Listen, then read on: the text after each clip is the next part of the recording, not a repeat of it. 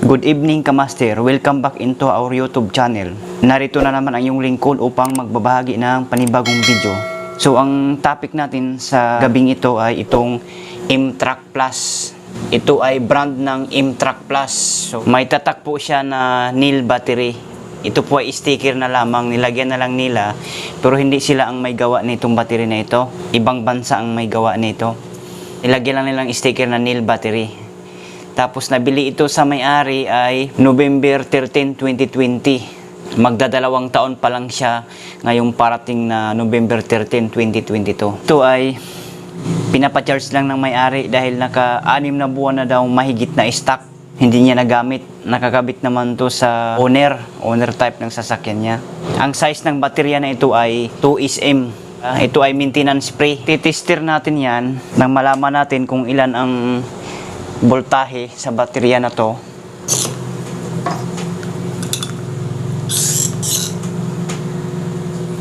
Ayan Kamaster mga boss, kung makikita at mapapansin natin, ang reading po ng voltage ng baterya na ito ay 11.8 volts. 11.8 voltahe po yan, so lobat po ang nasabing baterya. So ngayon po ay sisilipin po natin yung tubig niyan sa loob. Kumusta na? Kung ano na po ang status. Ito po ba ay may laman pang tubig o wala na?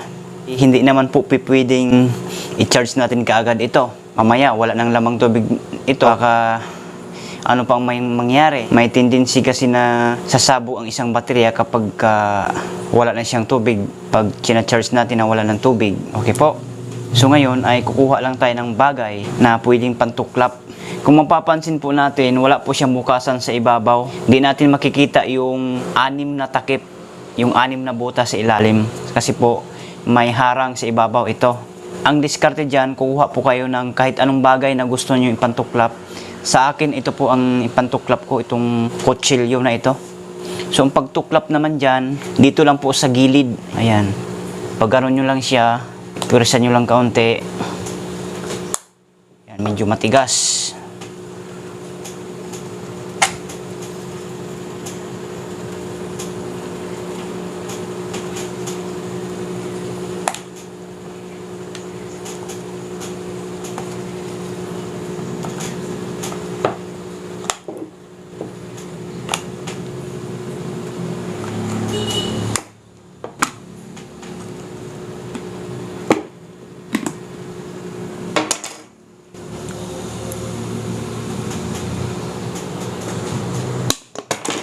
Yun, tuklap na.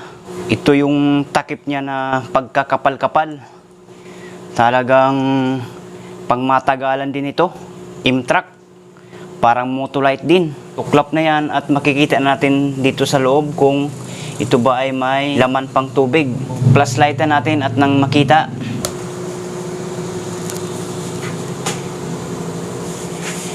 Ayan, Kamaster, mga boss. Kung makikita at mapapansin natin, wala na po siyang laman tubig. Ayan po. Yung 6 na butas na yan, kung mapapansin nyo po, tuyong-tuyo na po yan. Ayan. Kita nyo naman po sa actual. Ayan po. Wala na po siyang katubig-tubig. Lahat ng butas na yan ay tuyong-tuyo na po yan. So hindi nga po tayo nagkakamali sa pag-check.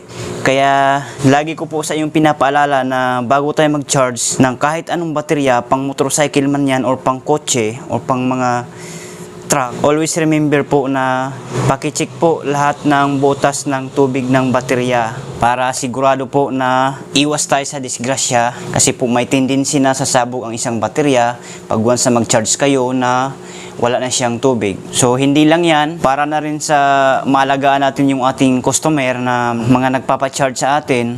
Kasi ito pag i-charge natin to na walang tubig, oo nga, magkakarga siya. For example lang sabihin natin nagkakarga siya, abot siya ng 12 volt something, 12.5, hanggang doon lang yon. Pero pagka dating ng mamayang hapon or ilang oras ang makalipas, kinabukasan, kusang magbabawas na po yon. Kasi dahil sa epekto nito, wala na pong tubig tong 6 na butas niya. So walang kwenta pa rin yung pagpapacharge ng ating mga customer, magbabayad lang sila sa atin na hindi naman nila napapakinabangan. Ang baterya kasi, mga ma'am sir, konting paliwanag ko lang po. Ang baterya po kasi, pag once na walang tubig yan, siyempre hindi po yan gumagana. Kasi po, nandyan po nanggagaling yung enerhiya or lakas ng isang baterya sa tubig na yan. Kasi kung mapapansin natin, yung mga low maintenance na baterya, for example, may bumili sa atin na low maintenance, which is for example na natin Trackmaster. Low maintenance po yun, di tubig. So kung bibilhin nila yun na walang tubig, di natin nilalagyan ng tubig, hindi po yun gagana. So kailangan lalagyan yun ng tubig para po siya gumagana. Kasi doon po kasi nagmula o nagumpisa ang kuryente o power na isang baterya sa tubig na yun. Napaka-high-tech na ng panahon ngayon. Ang galing ng mga teknolohiya na ginagawa ng mga engineer o mga gumagawa sa mga technology. So, ganun po yun. So, ito, kailangan nating lagyan, dadagdagan, or sasalinan ng distilled water. Ito po ang itsura ng distilled water. Isang bote lang siguro ang pagkasyahin natin. Atin na itong lalagyan. Huwag na nating patatagalin.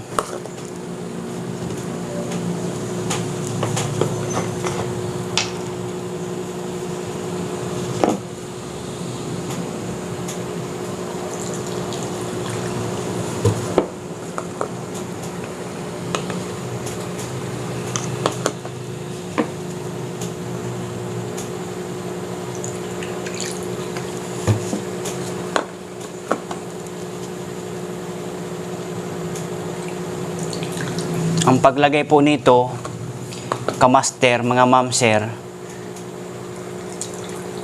nasa tamang level lang din po. Sakto lang, katamtaman lang ang paglagay natin. Kasi pag i-charge ito mamaya, maaring mag-i-expand ang tubig nito sa loob, tumutubo. So, masasayang lang yung dinadagdag natin.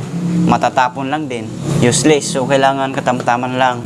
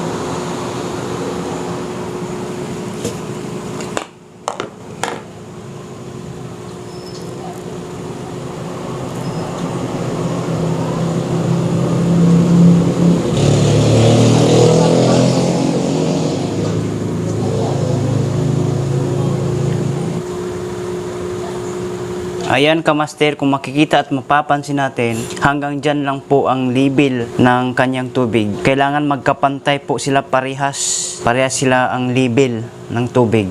Okay po, ganyan lamang po yan ang paglagay. Tamtaman lang.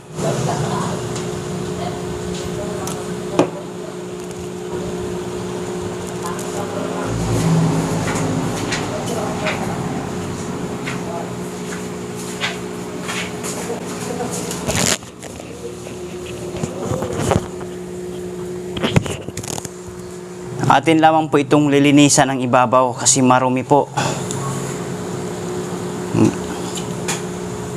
Baka mapunta sa tubig itong dumi na ito, punta sa loob. Kailangan ang baterya natin, alagaan natin kasi po dyan tayo nabubuhay. Pang araw-araw natin ginagamit yan. Kasama na po sa buhay natin yan.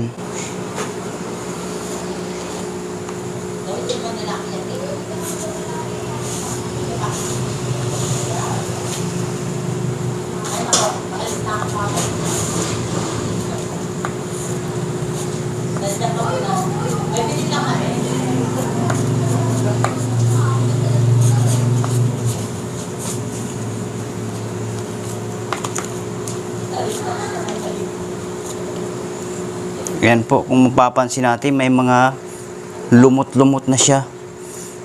Matagal na panahon na kasi itong hindi na asikaso ng may-ari. 6 na buwan na mahigit. Ganon ang nangyari dyan.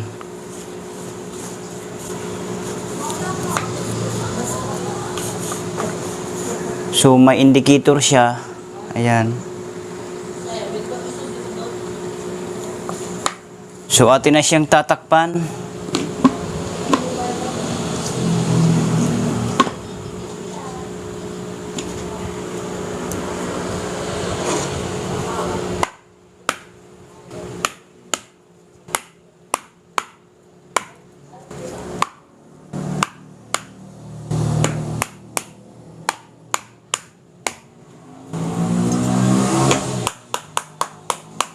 Kailangan naka-shield po yan. Ganyan.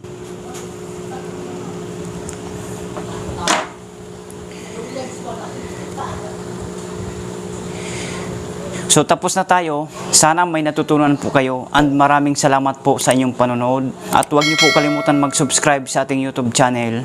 Bye bye. God bless.